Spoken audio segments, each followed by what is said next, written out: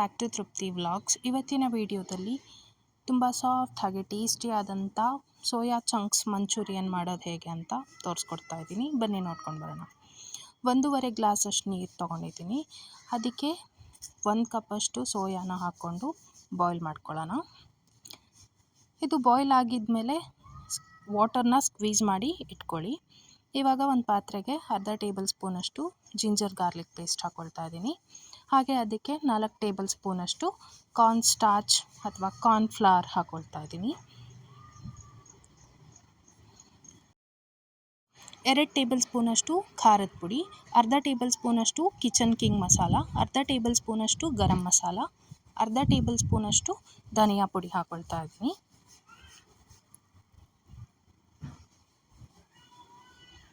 ಹಾಗೆ ಇದಕ್ಕೆ ರುಚಿಗೆ ತಕ್ಕಷ್ಟು ಉಪ್ಪು, ಸ್ವಲ್ಪ ನೀರು ಹಾಕ್ಕೊಳ್ಳಿ.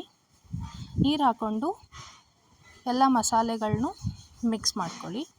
ಈ ಮಿಕ್ಸ್ಚರ್ ರೆಡಿ ಆದಮೇಲೆ ಇವಾಗ ಈ ಮಸಾಲೆ ಮಿಕ್ಸ್ಚರ್ಗೆ ಸೋಯಾ ಚಂಕ್ಸಲ್ಲಿರೋ ಎಕ್ಸಸ್ ವಾಟರ್ನ ಸ್ಕ್ವೀಸ್ ಮಾಡಿಕೊಂಡು ಈ ಮಸಾಲೆಗೆ ಹಾಕ್ಕೊಂಡು ಮಿಕ್ಸ್ ಮಾಡ್ಕೊಳ್ಳಿ.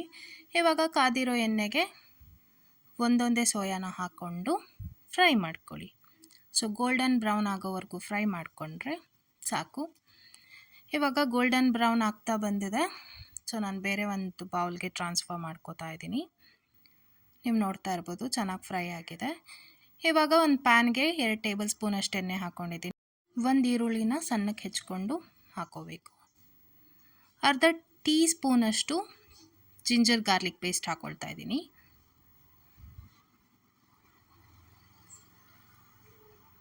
ಅರ್ಧ ಟೇಬಲ್ ಸ್ಪೂನಷ್ಟು ಖಾರದ ಪುಡಿ, 2 ಟೇಬಲ್ ಸ್ಪೂನಷ್ಟು ಟೊಮ್ಯಾಟೊ ಸಾಸ್,